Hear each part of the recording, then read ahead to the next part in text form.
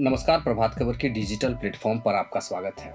Health is wealth के आज के अंक में हम बातचीत करेंगे गर्मी को लेकर के। गर्मी और लू को लेकर के केंद्र सरकार ने सभी राज्यों को एक आदेश जारी किया है, एक गाइडलाइन जारी की है, जिसमें लोगों को कैसे जागरूक किया जाए, अस्पतालों की क्या तैयारी होनी चाहिए, इस पर एक विस्तृत जानकारी और विस्तृत रिपोर्ट जो है राज्यों को भेजी गई है और दिशा निर्देश दिए गए हैं।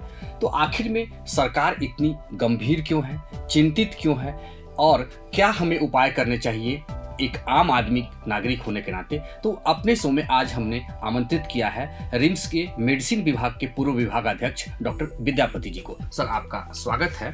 और सबसे पहले हम ये जानना चाहेंगे कि आखिर में सरकार को इतना गंभीर जो है कदम उठाने पड़े हैं गर्मी को लेकर, वजह क्या है सर?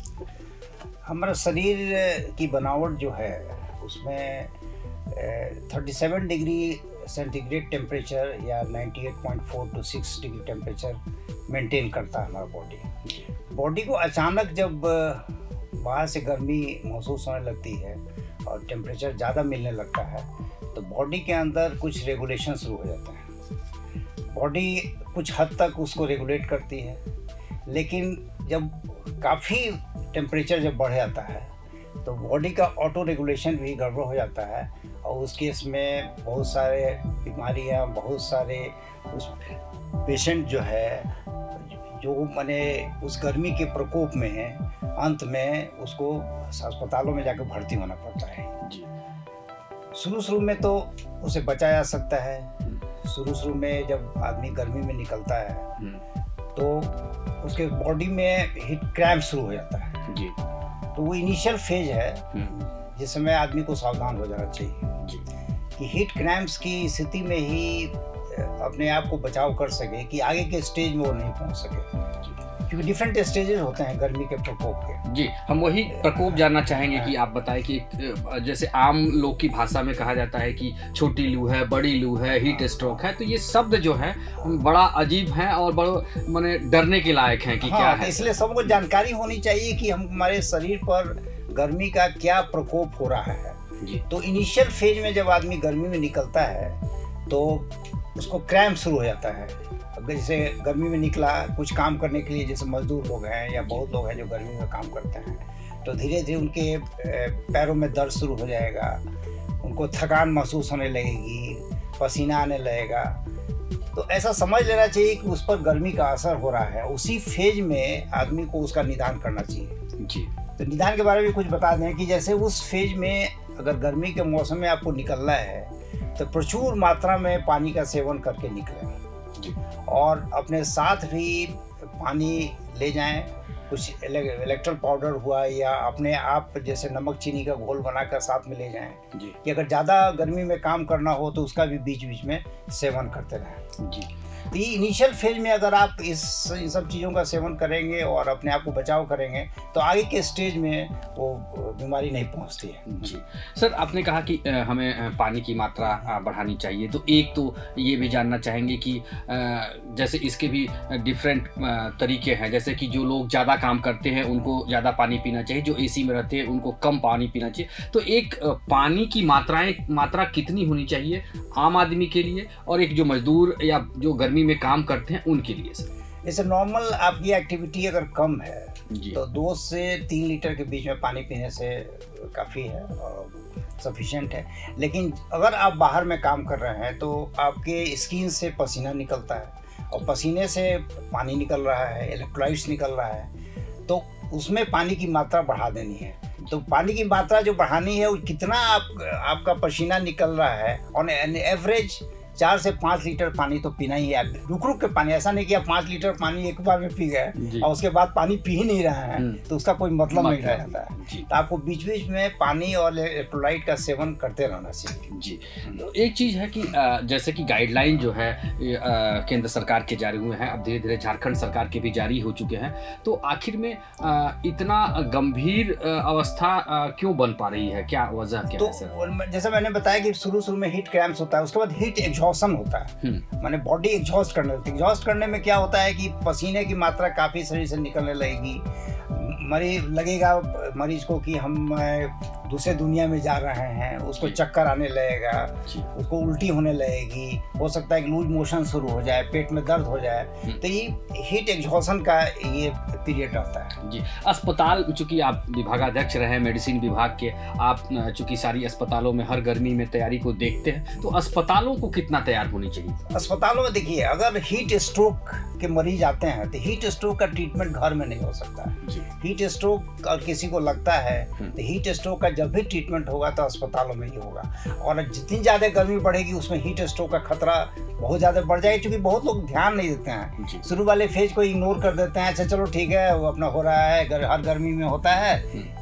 तो वही हीट स्ट्रोक में अगर कन्वर्ट हो गया तो हीट स्ट्रोक के मरीज को तो अस्पताल में भर्ती होना ही है। इसे डिपेंड करता है कि जितनी ज़्यादा गर्मी पड़ेगी हीट स्ट्रोक का केसेस उतने ही ज़्यादा आएंगे, और उसका ट्रीटमेंट चूँकि घर में नहीं हो सकता है इसलिए उसको अस्पताल में भर्ती होने की जरूरत होती है। जी। एक जो आम आदमी जैसे है उसको क्या तैयारी करके रखनी चाहिए अपने घर में गर्मी को लेते हुए? जो फर्स्ट एड किट जो बोलते हैं ना, जैसे घर में क्या तैयारी करके रखें, क्या करें? घर में जैसे वैसे चीज़ों का सेवन बढ़ा देना चाहिए जिससे कि उसमें उसके अंदर शरीर में पानी की प्रचुर मात्रा हो। जैसे आजकल खीरा हुआ, नींबू हुआ, या खरबूजा हुआ, ये सब चीज़ों की मात्रा जो है काफ़ी मात्रा में लेना चाहिए। या लस्सी हुआ, लस्सी से जैसे मक्खन निकाल के उसको पी रहे हैं, उसको सेवन करना चाहिए, जिसमें कि आपके अंदर पानी की मात्रा बढ़ सके, वो सब चीज़ों का सेवन करना चाहिए।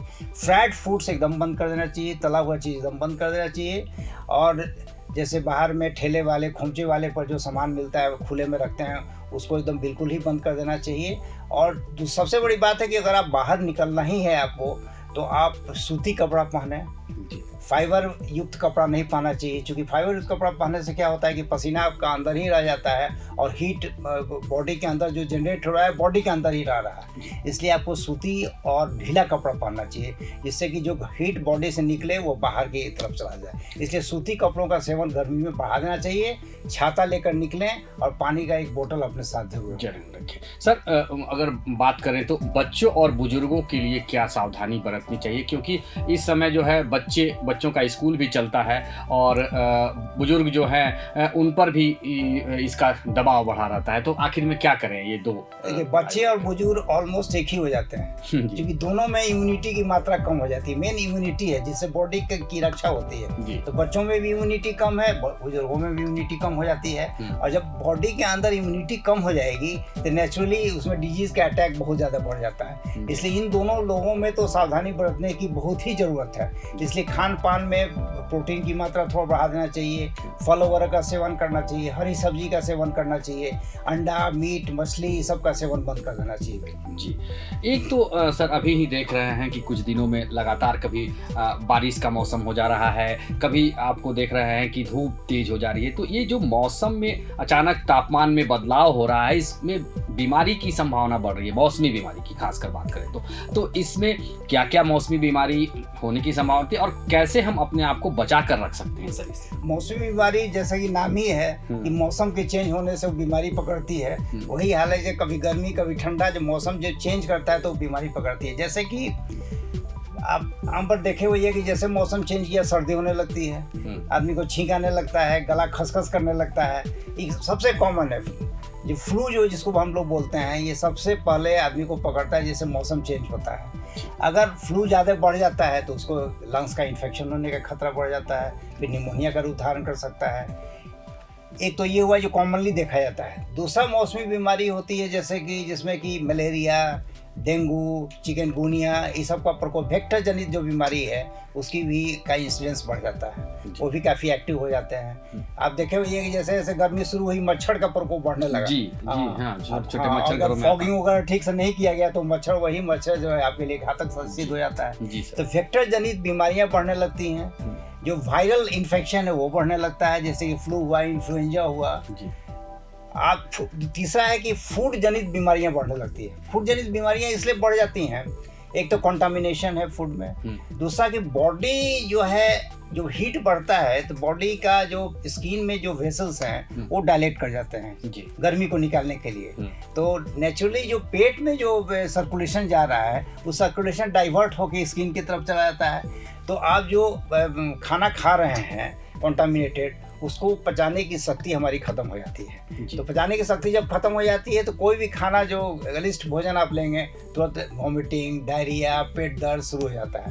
ये 3 प्रमुख बीमारियां हैं जो जनरली गर्मी के मौसम में इस समय होती हैं। अब बॉडी उसको कोप नहीं कर पाता। सर जाते जाते एक ये भी जानकारी आपसे लेना चाहेंगे कि आखिर में वो कौन से उपाय हैं, जो सामान्य उपाय जिसको अपना करके हम इस गर्मी के मौसम में, भीषण गर्मी के मौसम में बच सकते हैं। एक संदेश अगर आप देना चाहें हमारे पूरे प्रभात खबर के दर्शकों को। संदेश ये देना चाहते हैं कि एक तो आप जो मौसम गर्मी की जब आ जाती है तो आप खाना जो खाएं उतना ही खाना खाएं जिससे आपको लगे कि अभी भूख लगाई हुआ है।